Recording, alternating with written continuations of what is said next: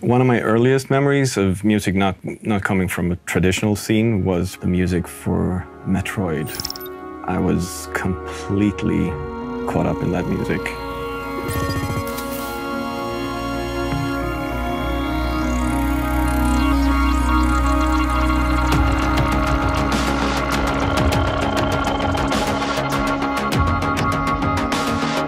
The first game I worked on was called Excessive Speed. We had the first Pentium processors with a small 14-inch CRT screen and Sound Blaster sound card.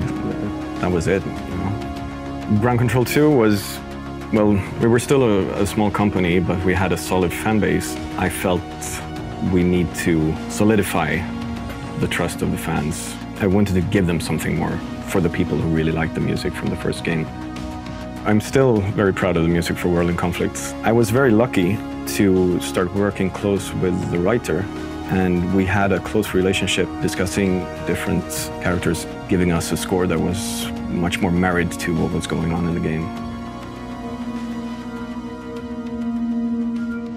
It was half a year before the first E3. That's when I started writing the music, leading us into our first unveiling of the game.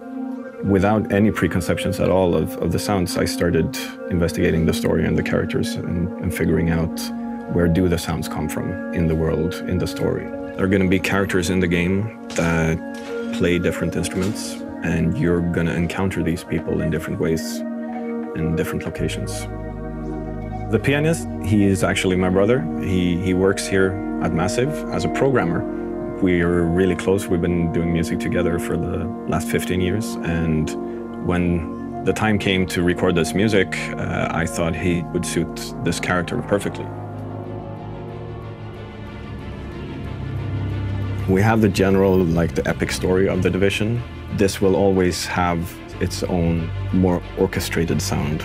But when you dig into the deeper stuff, when you play the game, sometimes even go only down to percussion and analog synthesizers and get that roomy, realistic feel with something that is old and tangible.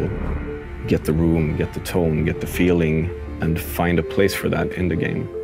Limitations is the key to invention in anything, really. I find so every single day I create music, it's about limitations. And what happens to people when society breaks down, they go back to their roots.